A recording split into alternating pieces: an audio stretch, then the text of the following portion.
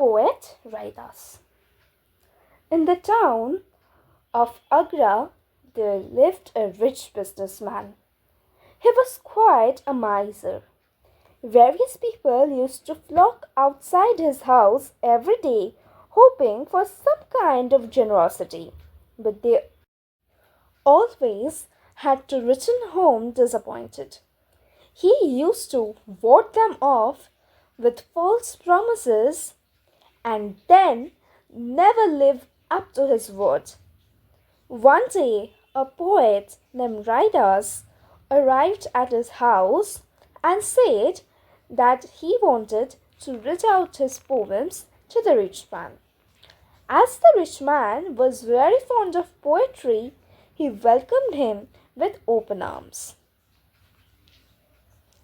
Raidas started to recite all his poems one by one. The rich man was very pleased, and especially so when he heard the poem that Raidas had written on him, because he had been compared with Kuber, the god of wealth.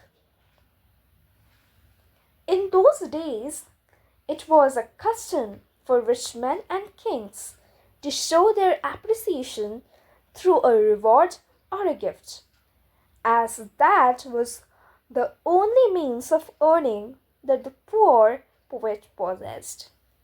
So the rich man promised Raidas some gifts and asked him to come and collect them the next day. Raidas was pleased. The next morning, when he arrived at the house, the rich man pretended that he had never laid eyes on him before. When Raidas reminded him of his promise, he said that although Raidas was a good poet, but he understood very little of human nature. If the rich businessman had truly wanted to reward him, he would have done so the very same night. Raidas would have been offered a reward not because he was really pleased or impressed, but simply to encourage him.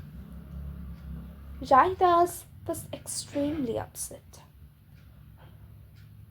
But as there was nothing that he could do, he quietly left the house.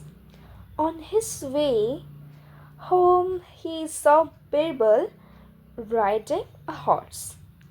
So he stopped Birbal and asked him for his help.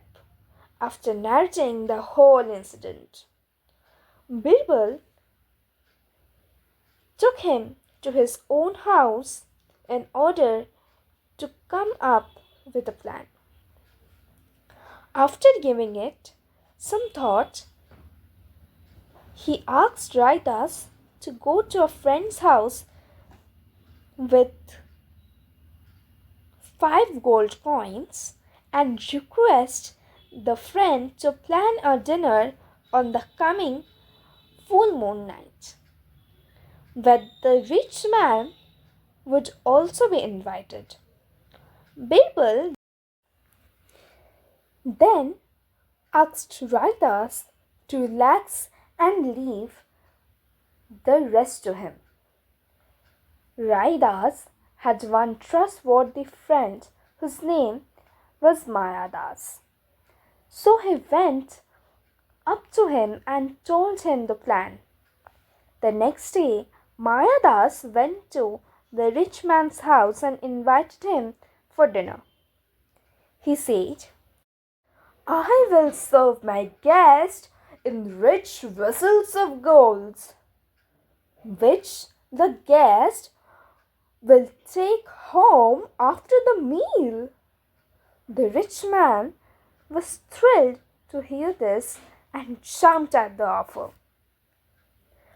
After sunset on the full moon night, the rich man arrived at Mayadas' house and was surprised to see no other guests there but Raidas. Anyhow, they welcomed him in and started a polite conversation. The rich man had come on an empty stomach and so was getting hungrier by the minute. Raidas and Mayadas were quite full as they had eaten just before the rich man's arrival. Finally, at midnight, the rich man could not bear his hunger any longer and asked Mayadas to serve the food. Mayadas sounded extremely surprised when he asked him what food he was talking about. The rich man tried to remind him that he had been invited for dinner. At this point, Raidas asked him for proof of the invitation. The rich man had no answer.